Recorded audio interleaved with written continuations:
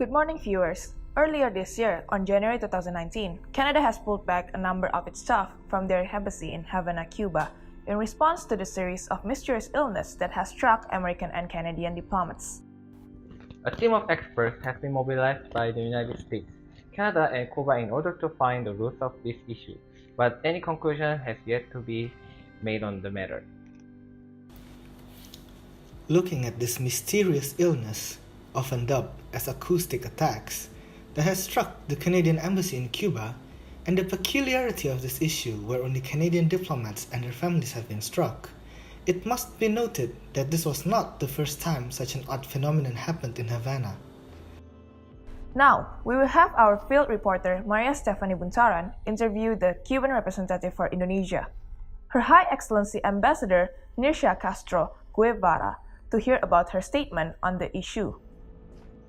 Now here we are at the Cuban Embassy in Jakarta. My team and I are going to interview Ambassador Nircia Castro, the Ambassador of Cuba for Indonesia.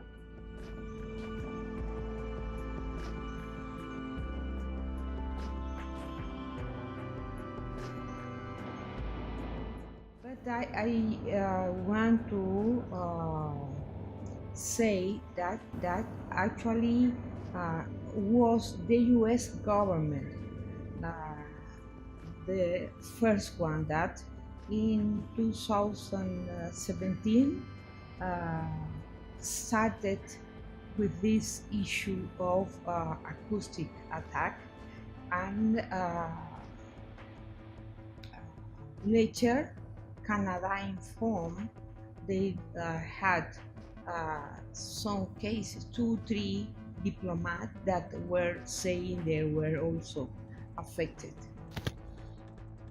Next, we have invited an associated researcher from the Foreign Policy Committee of Indonesia to PH, Mr. Carvin Koe, in order to hear his opinion on the matter. Let's take a look on the interview. I think up to right now, if we are specifically discussing about the issues, it's still very unknown. I'm using the keyword unknown because even American and also the Canadian officials also cannot recognize what kind of disease that attack to the Canadian diplomats. But I think there are other keywords that I would like to raise in this interview that are very, very important post-event. So I'm talking about the post-event, which first, the first keywords is the Canadian said, the official said, Cuban is very helping.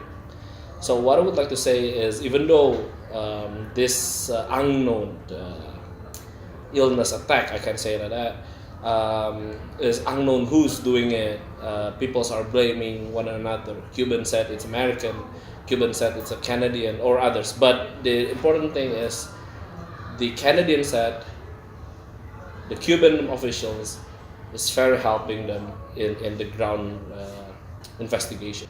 So I think this relationship, these anecdotes cannot and will not and should not be a big problems in the future relation between Cuba and Canada, because these two important relationships will bring a sustainability situation in North America.